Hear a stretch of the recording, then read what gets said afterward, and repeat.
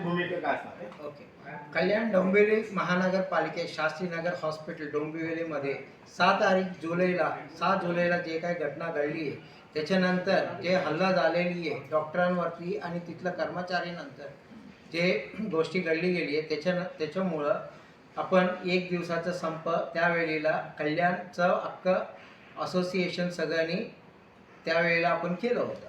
त्याच्यानंतर आत्ता सध्या राज्यस्तरीयवर Indian medical association, Indian dental association, केम्स्वा, नीमा आणि आयुर्वेद व्यासपीठ या सगळ्यांनी राज्यस्तरावर Indian medical association state branch या सगळ्यांनी दखल घेऊन आपण सोमवारी सकाळी 6 वाजल्यापासून 20 तारीख जुलैला 21 जुलै सकाळी 6 वाजेपर्यंत मंगळवारी संप करण्यात येतो आहे.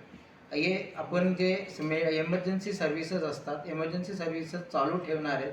येणारे पेशंटला त्यांना कोणालाही त्रास होऊ नये म्हणून एमर्जन्सी सर्व्हिसेस चालू ठेवून OPD clinics, physiotherapy clinics, dental clinics आणि इलेक्टिव्ह ऑपरेशन सगळं प्रायव्हेट हॉस्पिटलचा बंद ठेवण्यात आहे. घटना घडल्यानंतर आरोपींना अटक करण्यात यावी या मागणीसाठी आपण 1 दिवसाचा संप केला होता. आता आरोपींना अटक झाली, त्यांना जामीनही मिळाला, तर पुन्हा एकदा IMA कडून संपावर जाण्याचा निर्णय का घेण्यात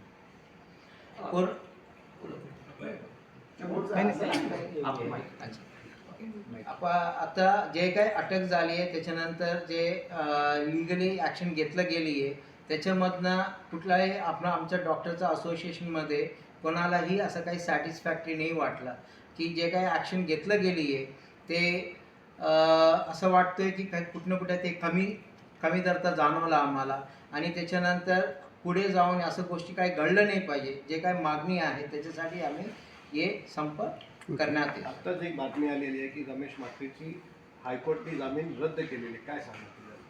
आता तुम्ही आता बोलल्यानंतर मला आता माहिती पडली ते बघायला लागेल. त्याचं झाल्यानंतर मग आता आमचं काय प्रतिक्रिया असेल ते आम्ही तुम्हाला असं काय अपडेट भेटलं तर आम्ही देऊ तुम्हाला. त्या डॉक्टरांना लीगल सपोर्ट वगैरे काही देणार का IMAच्या वतीने किंवा ज्या संघटना आहेत तुमच्या? आम्ही ऑलरेडी लीगल सपोर्ट द्यायला तयार आहोत, तसं काही नाही आहे. आणि फक्त जसं तुम्ही आता मला बोललेत की हे फक्त जे रमेश म्हात्रेबद्दल जे तुम्ही बोलता त्यांच्या विरुद्ध नाही आहे. हे पूर्ण पुढे जाऊन असं कुठल्याही गोष्टी घटना घडली नाही पाहिजे याच्यासाठी आमची मागणी आहे. जे मेडिकेअर ॲक्टला सक्त अजून चांगलं इम्प्लिमेंटेशनची गरज आहे किंवा गव्हर्नमेंट हॉस्पिटलमध्ये जे सिक्युरिटी किंवा काउन्सिलर बोललो आपण किंवा आणि जे काही डॉक्टरांचा कमतरता आहे त्याला सगळं व्यवस्थित पुरवठा करणं आपलं गव्हर्नमेंटचं काम आहे. त्याच्याबद्दल आमचं मागणी आहे.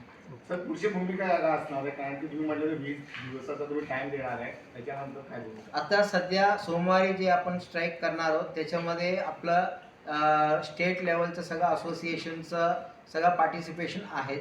जर आपण 9 ऑगस्टपर्यंत परत बघणार आहे, जर त्याच्यामधलं काही कुठलंही काय ॲक्शन किंवा अश्युरन्स काय गव्हर्नमेंटकडनं काय आलं नाही तर आपण पूर्ण मार्ग म्हणून असतं medical association of resident doctors आणि किंवा गव्हर्नमेंट असोसिएशनचे काही डॉक्टर्स आहेत ते पण आपल्या स्ट्राईकमध्ये सामील होतील आणि त्यावेळेला स्ट्राईक इनडेफिनेट म्हणजे कुठलेही कालावधीपर्यंत नाही, जोपर्यंत मागणी पूर्ण होत नाही तोपर्यंत बेमुदत आपण चालू ठेवू. ओके.